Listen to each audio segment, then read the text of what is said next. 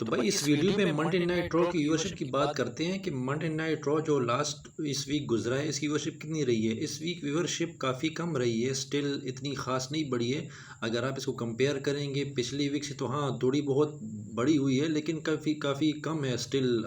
Viewership जो है ना लास्ट वीक रिकॉर्ड हुई थी 1.44 मिलियन व्यूअर्स, और जो इस वीक आई है 1.51 मिलियन व्यूवर्स, यानी तकरीबन कोई 6 लाख तक फ़र्क पड़ा है, लेकिन इतना ज़्यादा नहीं पड़ा।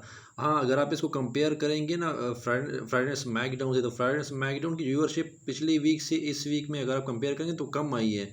यानी जो यूएसए नेटवर्क से पहले वाला शो था ना फॉक्स पे, जो लास्ट शो था उसकी व्यूअरशिप आई थी 2.3 मिलियन के आसपास आई थी। जो यूएसए नेटवर्क पे फर्स्ट शो हुआ है फ्राइडे स्मैकडाउन का, उसकी व्यूअरशिप आई है जी 1.7 मिलियन व्यूअर्स, यानी बहुत ही ज़्यादा कम हुई है। और अगर आप इसको कंपेयर करेंगे मंडे नाइट रॉ से, तो मंडे नाइट रॉ की जो व्यूअरशिप है वो थोड़ी बहुत ऊपर आई है, मतलब इतनी ज़्यादा तो नहीं आई, लेकिन ऊपर गई है, नीचे नहीं आई है। 1.44 से ना ऊपर गई है, 1.51 पर गई है। अगर आप इसको कंपेयर करेंगे कॉलेज फुटबॉल के साथ, यानी कॉलेज फुटबॉल का इवेंट भी चल रहा था यूएसए नेटवर्क पे, तो जो व्यूअरशिप है कॉलेज फुटबॉल की कम आई है, मंडे नाइट रॉ की ज़्यादा आई है। तो ये एक सरप्राइजिंग एस्पेक्ट है, क्योंकि अगर पिछले मंडे नाइट रॉ को हम देखें तो उसकी व्यूअरशिप कॉलेज फुटबॉल के मुकाबले में काफ़ी कम आती थी, और कॉलेज फुटबॉल की व्यूअरशिप ज़्यादा थी। लेकिन इस दफ़ा जो है ना मंडे नाइट रॉ ने कॉलेज फुटबॉल को हराया है, और व्यूअरशिप कॉलेज फुटबॉल से अच्छी आई है। कॉलेज फुटबॉल की व्यूअरशिप 1.4 मिलियन के आसपास आई है, जबकि मंडे नाइट रॉ की व्यूअरशिप 1.5 मिलियन व्यूअर्स के आसपास आई है। तो खैर व्यूअरशिप कम है, स्टिल इतनी कोई अच्छी व्यूअरशिप नहीं है, काफ़ी कम है। लेकिन अभी मोस्ट सरप्राइजिंगली ये कि जो मंडे नाइट रॉ है वो अभी स्मैकडाउन की तरह ना 2 आवर शो होने जा रहा है। तो अभी देख देंगे 2 आवर शो होने के बाद जो है ना व्यूअरशिप आया बढ़ती या नहीं बढ़ती, लेकिन बढ़नी चाहिए, क्योंकि 2 आवर शो में ज़्यादातर जो है ना इतने मतलब लोगों का इंटरेस्ट बिल्ड रहेगा कि भाई 2 आवर शो है, तो 2 आवर में जो है ना उनको अच्छे अच्छे सेगमेंट्स देखने को मिलेंगे, अच्छे अच्छे मैचेस देखने को मिलेंगे।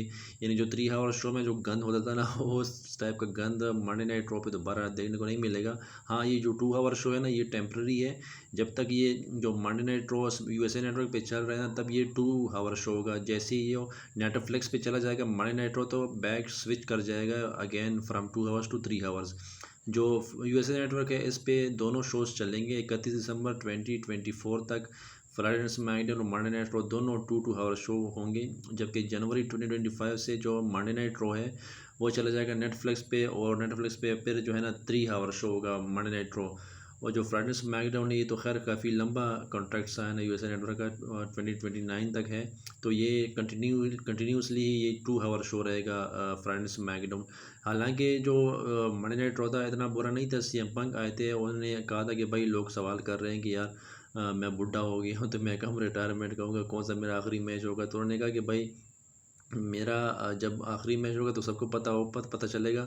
मैं स्टिल जो है ना रेसलिंग करना चाहता हूँ, और मेरा जो नेक्स्ट अपोनेंट मोस्ट इम्पोर्टेंटली हो सकता है वो ब्रॉन ब्रेकर हो सकते हैं, जो इंटरकॉन्टिनेंटल चैम्पियन है। हाल ही में जो ब्रॉन ब्रेकर है उसकी राइवलरी चल रही है विद जय Yusuf for the intercontinental title. तो ब्रॉन ब्रेकर्स को मेंशन करने का मतलब ये कि डब्ल्यू डब्ल्यू इसको हाईली जो है ना रेट करती है, ब्रॉन ब्रेकर को भी गुंतर की तरह। तो अब देखना ये कि आया सीएम पंग पहले भी कह चुके हैं कि भाई उन्होंने गुंतर को फेस करना है, अभी कह रहे हैं ब्रॉन ब्रेकर को फेस करना है। तो जो व्यूवर्स हैं और यूनिवर्स है वो थोड़ी कन्फ्यूजिंग है कि भाई सीएम पंग करना क्या चाहते हैं। आया ये वाकई में जो डब्ल्यू डब्ल्यू जो हैवी वेट टाइटल है उसकी तरफ जाने वाले हैं, या जो ब्रॉन ब्रेकर के साथ जो इंटरकॉन्टिनेंटल टाइटल है उनकी तरफ आने वाले हैं। तो आप देखना ही, क्योंकि दोनों सुपरस्टार को काफ़ी हाईली रेट किया जाता है, और दोनों काफ़ी तगड़े सुपरस्टार है मंडे नाइट रॉ पे। खैर सीएम पंक का तो एक आखिरी मैच बाकी है ड्रू मैकिनर के साथ हेल स्टील केज मैच है बैड ब्लड में, जो अक्टूबर 5 अक्टूबर को शेड्यूल है। उस मैच के बाद ही चीज़ें वाज़ी होंगी कि सीएम पंक जो है ना वो आया गुंतर के ख़िलाफ़ लड़ने वाले हैं for the W W heavy weight title, या जो है ना वो इंटरकॉन्टिनेंटल टाइटल में ब्रॉन ब्रेकर्स के ख़िलाफ़ लड़ने वाले हैं। तो काफ़ी अच्छी चीज़ें होने वाली है। आगे बैड ब्लड भी आ रहा है, तो मंडे नाइट रॉ भी काफ़ी अच्छी चीज़ें चल रही है। फ्राइडे स्मैकडाउन भी तो और भी ज़बरदस्त चल रही है, लेकिन व्यूअरशिप कम आ रही है।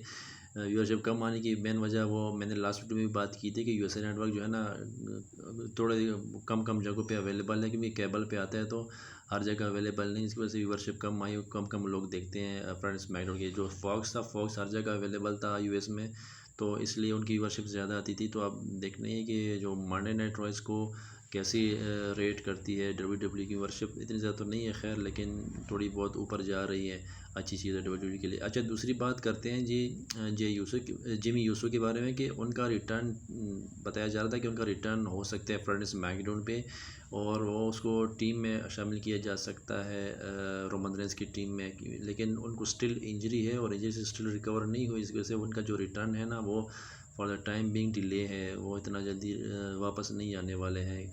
और तीसरी मोस्ट इम्पोर्टेंट बात इसमें डिस्कस करूँगा वो है सैटरडे नाइट मेन इवेंट दोबारा आ रहा है भाई डब्ल्यू में।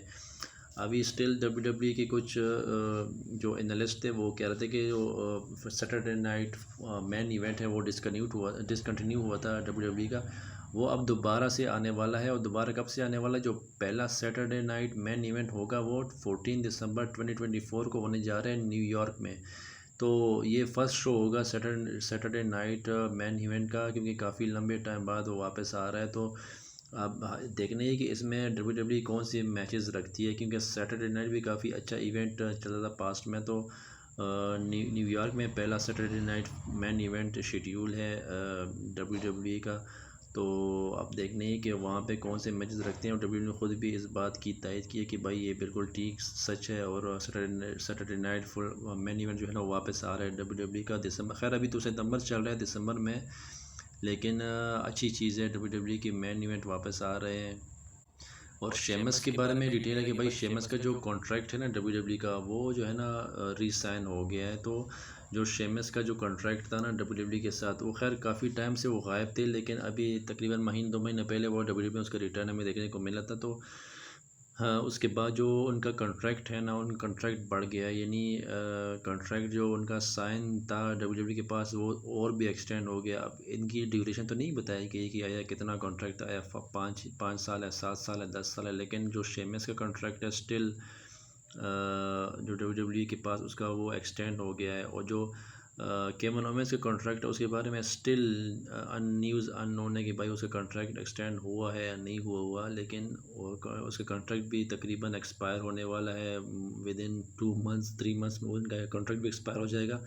लेकिन स्टिल उनके बारे में न्यूज़ कोई नहीं है कि भाई वो कॉन्ट्रैक्ट दोबारा रिसाइन कर रहे हैं या नहीं कर रहे हैं, लेकिन वो उनके बारे में तो आने वाले दिनों में पता चलेगा।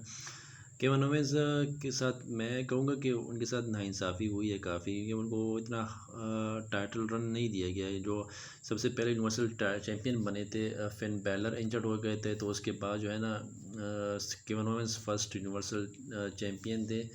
और उसके बाद कोई ऐसा ख़ास जो टाइटल था ना केविन ओवेंस के पास नहीं है। यूनाइटेड स्टेट टाइटल आया, इंटर कॉन्टिनेंटल टाइटल आया, लेकिन डब्ल्यू टाइटल और जो यूनिवर्सल टाइटल है और अनडिस्प्यूटेड ये केविन ओवेंस के पास नहीं आए हैं, ना ही मनी इन द बैंक वो जीते हैं।